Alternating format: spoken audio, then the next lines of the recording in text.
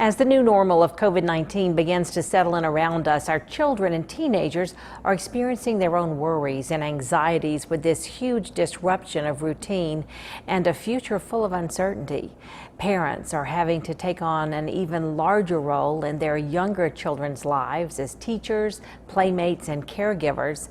And as for older kids, many of you are finding yourselves having some really tough conversations these days when their futures seem a bit unclear.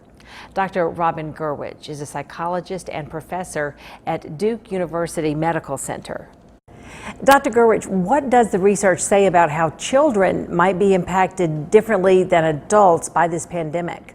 If we think about how children may be impacted from this public health crisis, from this pandemic, what the research tells us is we can expect some common reactions when children are stressed or distressed. So we may see in very young children, we may see more clinginess, more problems with separation.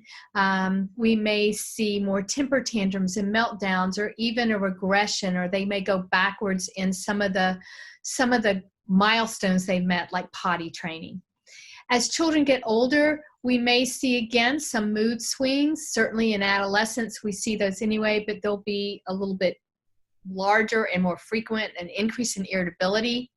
For children, we may see problems across the age span, problems with their attention and concentration, and their ability to process and retain new information or even remember old information. What all that means is as they're learning in school, and again, think about it's a new way of learning. But as they're learning in school, if they're having difficulty with focusing, it may not be that they're not trying hard. It may truly be that my brain is just not working the way it used to, and I may need a little bit of extra help and patience from you and some repetition until it sinks in. If the chores aren't done, don't assume it's because they're just trying to be forgetful or defiant. It truly may mean that even though I've done them for long periods of time, I don't remember right now because my mind is stressed, my body's stressed, and it's not acting the same way it always did.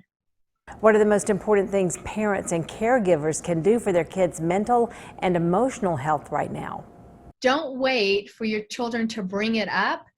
If you haven't, it's not too late, I promise. Go ahead and bring it up to them. We've been home together for a long time because of coronavirus, or things are different because of coronavirus.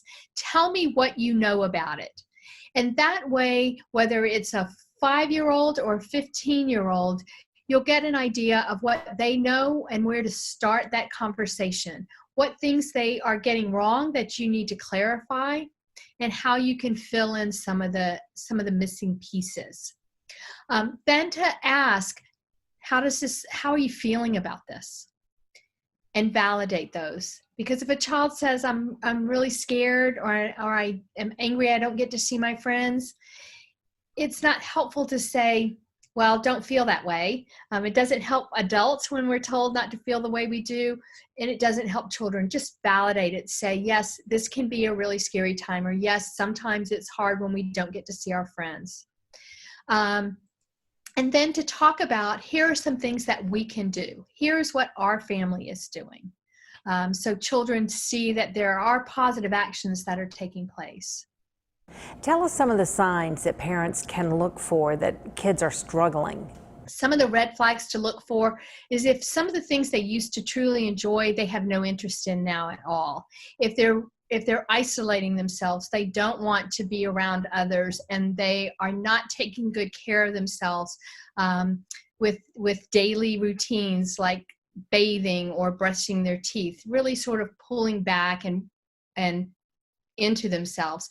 That may be a sign that they may need some extra support than the wonderful support that parents and caregivers are providing. Do you have any special recommendations for parents of very young kids?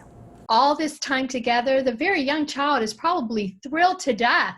I've got my mom, I've got my dad, I've got grandma, whoever the caregivers are, 24/7 pretty much. So they may be having a great time. But what's important for those little ones is also to think about, are we helping them to continue to grow and develop. And by that, I mean, are you setting up a routine for your home?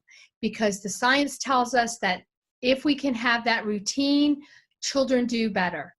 That routine should include time for exercise, even if it's taking a walk or dancing your sillies out. That routine should include time that we're eating well. It should include rest. It also should include some quiet time and some calm time, even some alone time. So how do children learn to be able to handle a little boredom?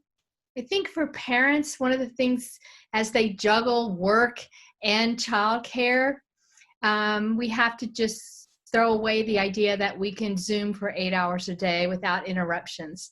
So how can we help children? It may be that we set a timer for a small period of time, maybe 60 to 90 minutes, and then we can go out and spend 15-20 minutes with our children before we go back. Maybe if we're doing quiet work at our desk, that they can be in the same room with us.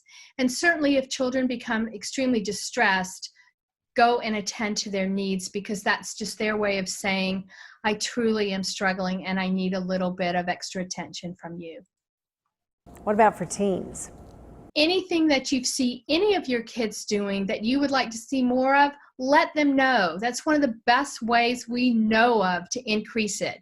I appreciate the way you're helping take care of your sister. Thank you for playing gently with each other. You did a great job with your schoolwork today. Anything you want to see more of, let them know. I think that is really important for children and for teens. They need to know you recognize when they're trying hard and doing well. I personally think a lot about the amazing creativity that's coming out of all of this, but what does scientific research tell us that's optimistic about how this experience now will impact our kids' future? We're learning some new coping strategies that we can take on into the future, hopefully not to deal with another pandemic, but whether it is some anxiety around having to perform in a recital or participate in sports, or even if there's concerns about how to manage other trying and challenging times, we're learning new coping strategies that we can use. We also have this opportunity as parents and caregivers to think about what values and beliefs we want to help grow in our children. So how we treat others, how we show kindness, how we let people know that they are appreciated. If we can instill some hope and some kindness, then I think we come through this as a stronger family, as a stronger nation. Dr. Robin Gurwitch, thank you for sharing your expertise and your time. Have a good day. Dr. Gurwitch practices at the Center for Child and Family Health, where she focuses on the impact of trauma and disasters on children and families and building their resilience.